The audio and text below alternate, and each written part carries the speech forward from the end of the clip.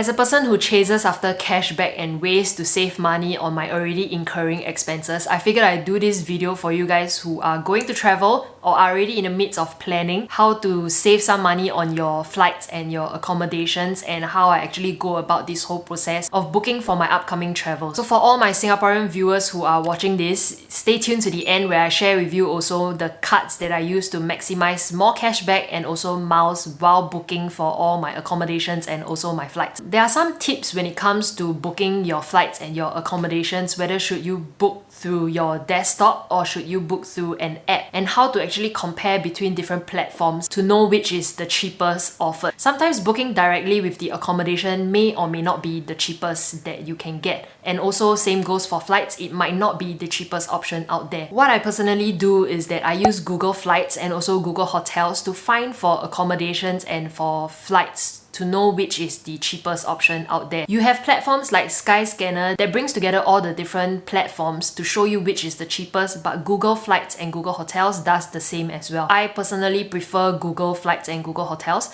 but you can do your own comparison. In my case, I did mine and I found that this is the best way for me to compare between different platforms and also get the cheapest deal out there.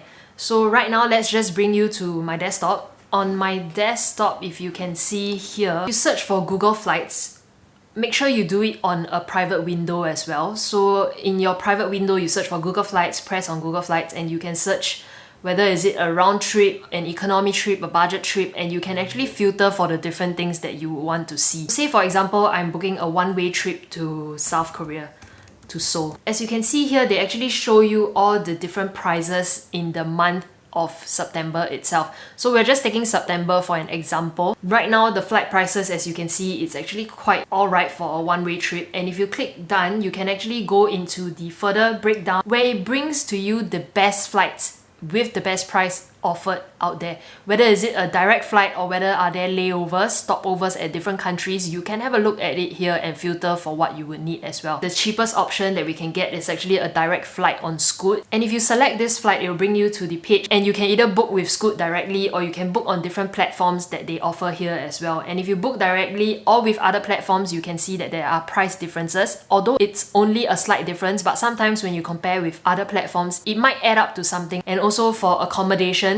you can see here that there are hotels available to book. So same goes, you will key in which city or which country you're looking for, the dates, etc. And you can see on the maps. What I love about Google Hotels is that on the map itself, you are able to see the different prices for your specific dates in the different areas in the country. It makes it really easy to filter by price. And because I'm traveling on a budget here, I actually filter things by price. But if you are looking for areas, definitely you can also search for specific cities, specific streets that you want to live at, and you can see on Google Maps itself. For example, I clicked on this at 4 Points by Sheraton in Seoul, Myeongdong, and it's $104, which is relatively quite okay. And if I wanted to book, they will also be able to tell me where can I book this on to give me the cheapest option available. So if you click on prices, you can see that they actually bring together all the different sites to show you where you can book your accommodation at the cheapest price possible. So say for example, I wanted to book this at a specific date, and if you see this list,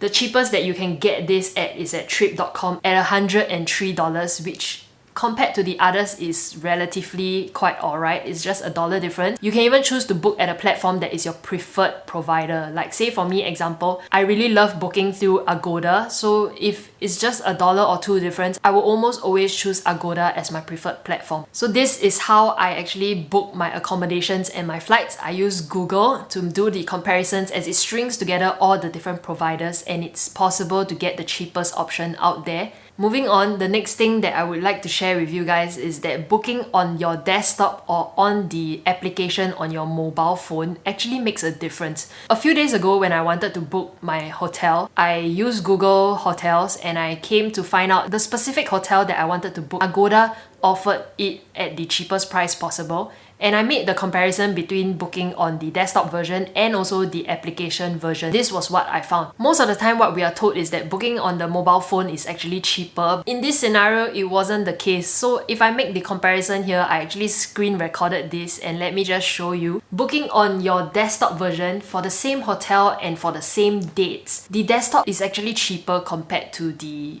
application. So on the screen here, you can see that for 20th September to 24th September, 4 nights at this same hotel, I'm actually paying $284.50 if I book on the desktop version of Agoda. And if I go into the application version, I actually found the same room, same dates, with everything the same that they offered to be $308. That is about $23.50 of difference. It actually pays off when you actually make the step and the effort to do the comparison. $308 and $284.50. I'm saving $23.50 if I book through the desktop. If I didn't make the comparison and I just booked it directly on the mobile application itself, I would have spent $308. And one more thing I noticed was that on the mobile version, you can actually apply vouchers. So Agoda gives you vouchers so that you can apply on it during checkout. But what I realized is that when you use the voucher,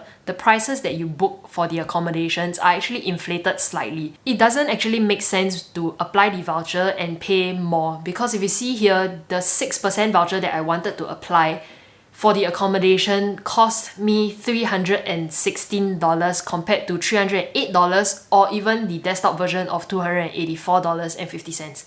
So it doesn't mean that with the voucher, you will actually be able to get the accommodation for cheap. It also depends on when and where the voucher can be applied on. So make sure when you actually do the comparison for the desktop or the mobile app, you do the comparison with and without the voucher and which will be cheaper. If you're a person that uses Shopback, let me just share this with you. Based on my experiences, I personally do not recommend using Shopback for your transactions for travel. In 2019, when I took my gap year after uni, I actually used Shopback extensively for my travels.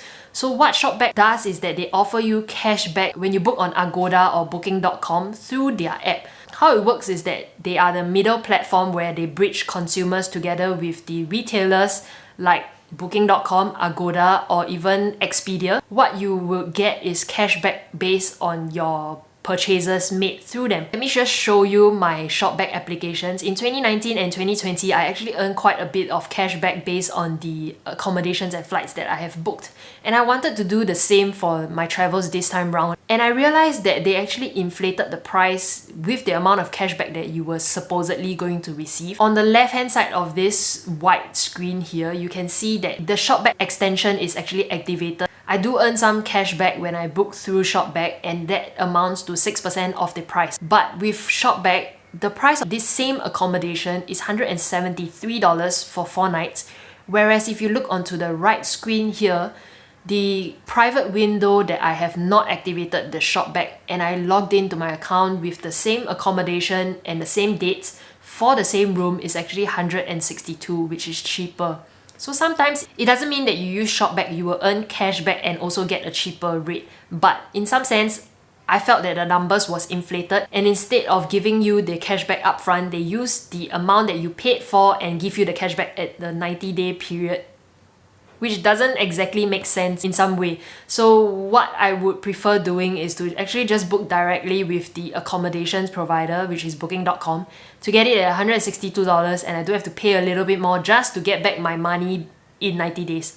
So sometimes Shopback is not always the cheaper or the best way to actually navigate booking your flights and your accommodation. It really pays off to do your own comparison, because at the end of the day, spending for travel is not going to be cheap. It is going to be expensive, and with the amount that you save through researching and comparing the different platforms, you can actually use this amount of money to go and enjoy your time overseas. So for all of you who are Singaporeans and you are booking your accommodations, your flights, let me share with you what combination of credit cards do I use to actually earn more cashback or miles. So if you watch my past videos, you know that I'm a cashback pro person. More often than not, I would prefer earning cashback compared to miles. Some of you might disagree with me, but this is just how I prefer it to be. So my preferred card when earning cashback on my travel is the UOB Evol card. But with the UOB Evol card, there is a cap on the amount that I can earn. When I maximize that card, which is $250, I will earn 6.67% every single month. And when I maximize the $250 over there, I will move to DBS Live Fresh.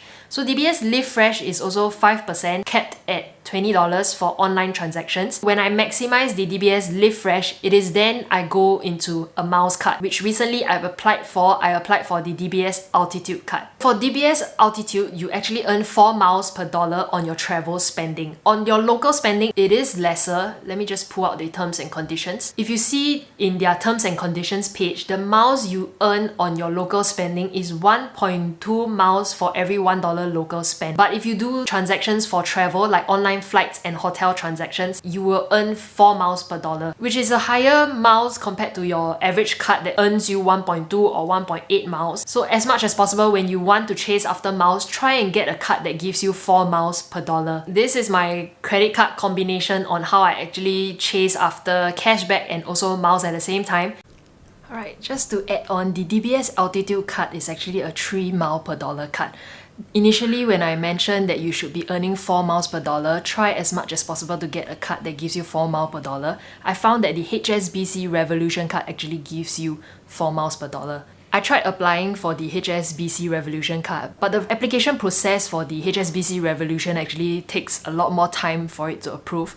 I applied the card on 4th of June, but right now, as of today, it is the 26th of June and it is still not here yet. So if you are planning to make your travel purchases anytime soon, or just to use the HSBC Revolution card because it is a good card to have in your wallet. And if you do hold the card, do use the HSBC Revolution because it gives you 2.5% cashback or the 4 mile per dollar option. That's all I have for today's video. If you found this video useful, give me a big thumbs up, subscribe, and I will see you in the next video. Bye bye.